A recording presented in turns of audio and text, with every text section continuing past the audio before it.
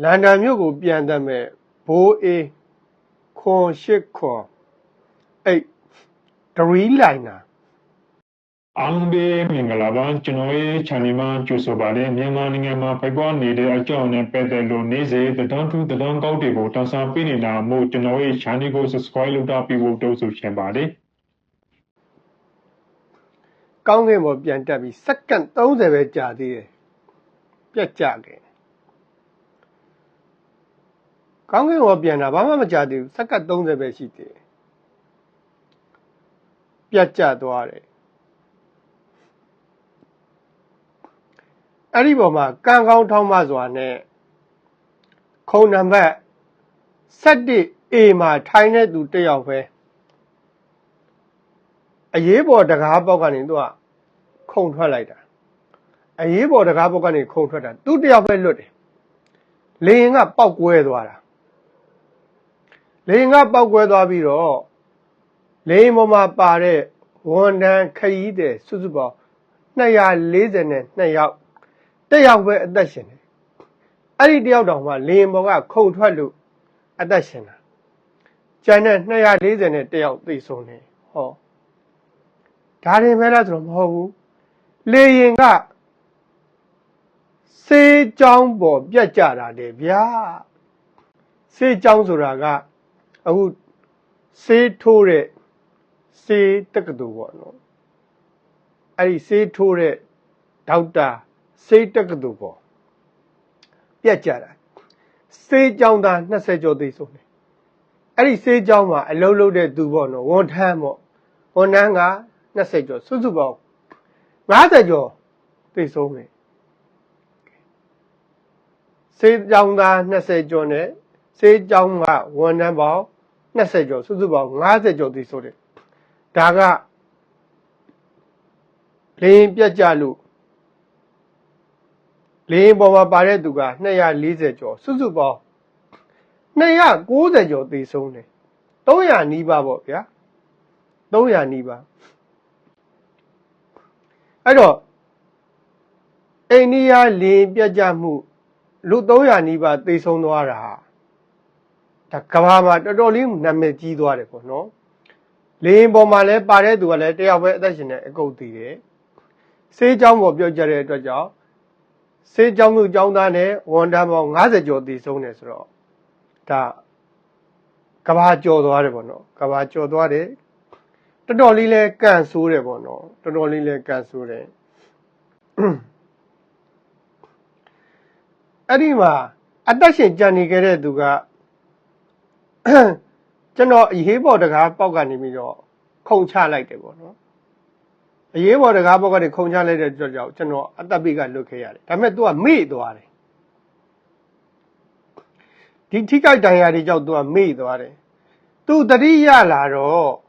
သူ့ဘေးနားမှာမီးလောင်ထားတဲ့အလောင်းတွေပုံထက်နေတာပဲအဲ့တော့ तू ထိတ်လန့်သွားတယ်ထိတ်လန့်ပြီးတော့ထပြေးလိုက်တဲ့အချိန်မှာကယ်ဆယ်ရေးတွေကသူ့ကိုဆွဲခေါ်ပြီးတော့ဆေးရုံကိုပို့လိုက်တယ်ဟော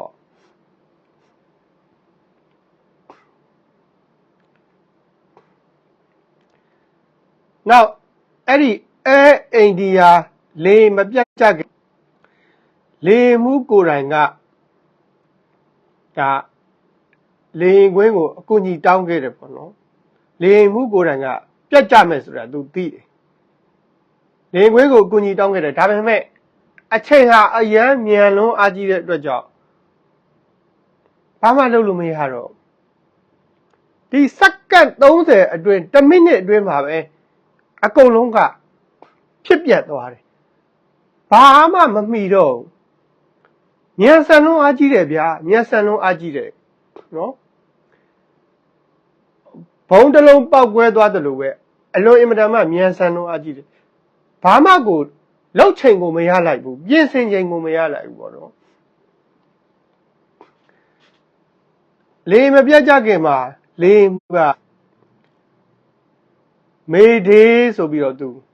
ခေါ်တယ်ပေါ့နော်မေဒေးတဲ့ကျွန်တော်ရဲ့လေရင်အင်ဂျင်အလုံးမလုံးတော့ဘူးတဲ့ပါဝါကျနေပြီတဲ့အထက်ကိုဘလို့မှပြန်တက်လို့မရတော့ဘူးတဲ့လေရင်ကအထက်ကိုပြန်တက်လို့မရတော့ဘူး ဘာကြောင့်မှမသိဘူးပေါ့နော်အခုချိန်ထိအဲ့ဒီလေရင်ဘာကြောင့်ပြတ်ကျသွားတယ်ဆိုတာဘယ်သူမှအတိအကျမပြောနိုင်ခဲ့ဘူးထင်ကြီးတွေနဲ့ပဲအားလုံးကတုတ်တက်ကြတယ်တကယ်အတိအကျကြီးဘယ်သူမှမပြောနိုင်ဒီစက္ကန့်30အတွင်းမှာကိုဒီအဖြစ်ပြက်ကြီးကမြန်ဆန်လုံးအားကြီးတယ်စက္ကန့်30အတွင်းမှာကိုလေရင်ကြီးကပောက်ကွဲပြီးတော့တခါတည်းဟုတ်ပြာဖြစ်သွားတယ်လေရင်ပေါ်ပါတဲ့သူတွေအားလုံးဒီစက္ကန့်30အတွင်းမှာကိုသိဆုံးသွားရတယ်မြန်ဆန်လုံးအားကြီးတယ်ပေါ့နော်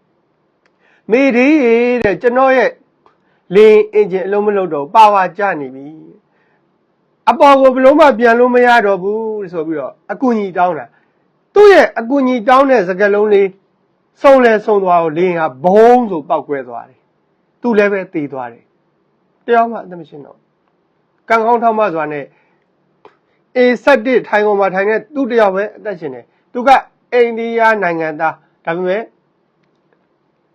ဗြိတိန်နိုင်ငံသားဖြစ်နေပြီအိန္ဒိယနွယ်ဖွားဗြိတိန်နိုင်ငံသားပေါ့နော်ဒါကြောင့်လူ300နီးပါးသေခဲ့တဲ့လေရင်ပြတ်ကျမှုမှာတယောက်ပဲအသက်ရှင်ခဲ့တယ်ပေါ့နော်အဲ့ဒီမှာထူးဆန်းတာကနော်လေရင်မထွက်ခင်မှာ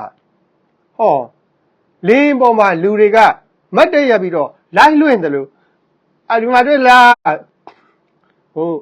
လေရင်တစ်ခါမှမစီးဘူးတဲ့သူတွေလို့ပေါ့နော်ဟာဒီမှာတွေ့လားလေရင်ပေါ်ရောက်နေပြီနော်လေရင်ထွက်တော့မယ်နော်ဆိုပြီးတော့ဗီဒီယိုတွေရိုက်တင်ထားကြတယ်အဲ့ဒီဗီဒီယိုတွေကဒါ line ပေါ်မှာပြန့်နှံ့လာတယ်ပေါ့နော်ဘုံတို့မြန်မာနိုင်ငံမှာဆိုရင်လေရင်တစ်ခါမှမစီးဘူးတဲ့သူတွေကပထမဆုံးလေရင်စီးရတဲ့အချိန်မှာတန်တော်ဖြစ်ပြီးတော့လေရင်ပေါ်မှာဗီဒီယိုတွေပြီးတော့ဆွေမျိုးတွေကိုဗီဒီယိုလေးတွေပို့ကြတယ်ဓာတ်ပုံလေးတွေပို့ကြတယ်ပေါ့နော်လေရင်စီးနေပြီနော်ဒီမှာနော်ထပ်တော့မယ်နော်ဆိုပြီးတော့ဗီဒီယိုတွေရိုက်ကြတယ်ဒါထူးထူးဆန်းဆန်းပေါ့နော်တော်ရုံတန်ရုံအဲ့လိုတိတ်ပြီးတော့မရိုက်ကြဘူးပေါ့နော်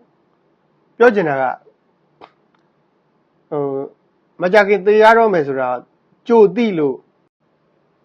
မကြခင်လေရင်ပြတ်ကြတော့မယ်ဆိုတာသိလို့ကြိုပြီးတော့မှတ်တမ်းတွေယူနေသလိုကြီးပေါ့နော်မှတ်တမ်းတွေယူကြတယ်ပေါ့နော်လေရင်ပေါ်မှာအမှတ်တရဓာတ်ပုံတွေရိုက်တယ်အမှတ်တရဗီဒီယိုတွေရိုက်ကြတယ်ရိုက်ပြီးတော့ကိုယ့်မိသားစုတွေပို့ကြတယ်အဲ့ဒီဓာတ်ပုံတွေဗီဒီယိုတွေကဒီကနေ့ online မှာပြန့်နှံ့လာတယ်ပေါ့နော်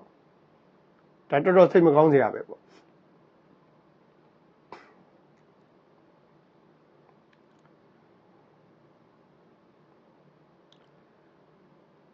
အဲ့ဒီမှာဘာမဆိုင်ညာမဆိုင်နဲ့မြေပြင်မှာရှိတဲ့စေးကြောင်းသားတွေဝန်တန်းတွေပေါ့နော်ဒါတော်တော်လေးတန်ဝေကယူစရာကောင်းတယ်ပေါ့သူတို့စေးကြောင်းပေါ်လေရင်ပြတ်ကြမယ်ဆိုတာဘယ်သူကဒါကြိုတွက်ထားပါတယ်ပေါ့နော်ဘယ်သူမှလည်းမထင်ထားဘူးသူတို့စေးကြောင်းပေါ်ကိုလေရင်ပြတ်ကြလိုက်မယ်လို့ဘယ်သူမှမထင်ထားဘူးပေါ့နော်အဲ့တော့စေးကြောင်းပေါ်ကိုလေရင်ဟာရုတ်တရက်ပြတ်ကြလာတယ်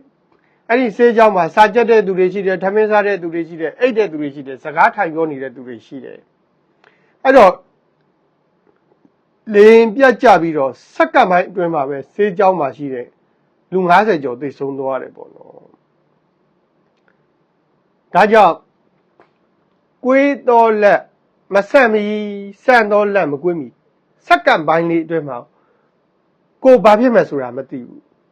ကိုဘလို့အခြေအနေနဲ့သိရမယ်ဆိုတာမသိဘူးဒါကြောင့်စိတ်ကောင်းထားကြပါနော်စိတ်ကောင်းထားကြပါဘသူမှသိမယ်ဆိုတာကြိုမသိကြဘူးကိုအသက်ရှည်အောင်မယ်လို့ပဲလူတွေကထင်နေကြတယ်ပေါ့နော်တကယ်လို့သာကိုဒီကနေ့လေရင်ပြတ်ကြပြီးသေမယ်ဟောဆေးကြောင်းမှာရှိတယ်ဆေးကြောင်းသားတွေဆိုလဲဒီကနေ့ငါတို့ခေါင်းပေါ်ကိုလေရင်ပြတ်ကြပြီးသေမယ်ကြိုသိနေကိုယ့်တို့တွေအများကြီးလောက်ကြမှာပေါ့နော်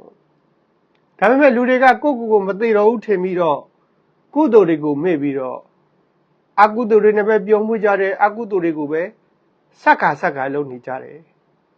ဒါတွေကိုအချိန်မီပြင်ဆင်ပြီးတော့တာဝေကတွေယူကြပါအခုချက်ချင်းကိုကုသိုလ်တွေလုပ်ကြပါနော်အချိန်မဆွဲပါနဲ့တရားမဲ့အချိန်ကိုဘယ်သူမှကြိုးမတင်မသိဘူးပေါ့နော် အခုချက်ချင်းကိုကုသိုလ်တွေထားလို့ကြပါပေါ့နော်အဲ့ဒီမှာအမျိုးသမီးတယောက်ဘလောက်တောင်ကံကောင်းတယ်လဲဆိုရင်အခုပြတ်ကြတဲ့လေရင်ကိုသူကစီးမှာနော်လေစိတ်ကိုလာတဲ့အချိန်မှာကားပိတ်ပြီးတော့လေလက်မှတ်ဖြတ်တဲ့ဂိတ်ကိုရောက်တဲ့အခါမှာဘုန်းတို့လေစိတ်ကိုရောက်ရင်ပထမဦးဆုံးချက်ကင်လို့ရတယ်ဒီဗျာနော်ပထမဦးဆုံးချက်ကင်လို့ရတယ်လေလက်မှတ်ဖြတ်ရတယ်ပေါ့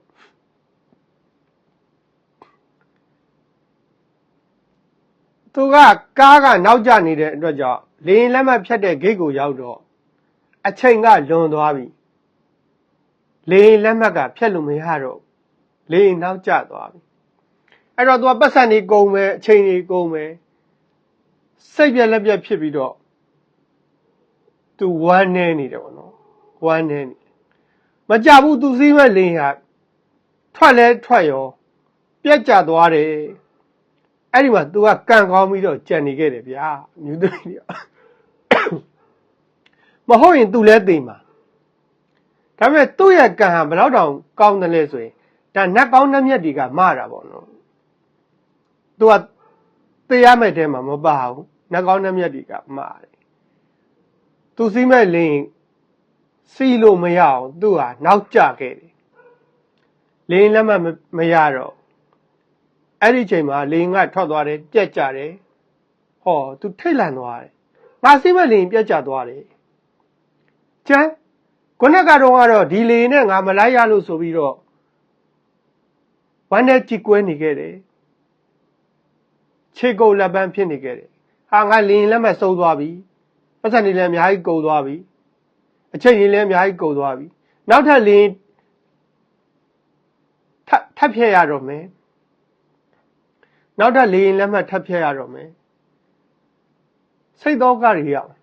ဟောသူစီးမဲ့လေရင်ကပြက်ကြလဲပြက်ကြသွားရောသူကဘယ်တော့ကံကောင်းသွားလဲဩကဲအမျိုးသမီးတယောက်ပေါ့နော်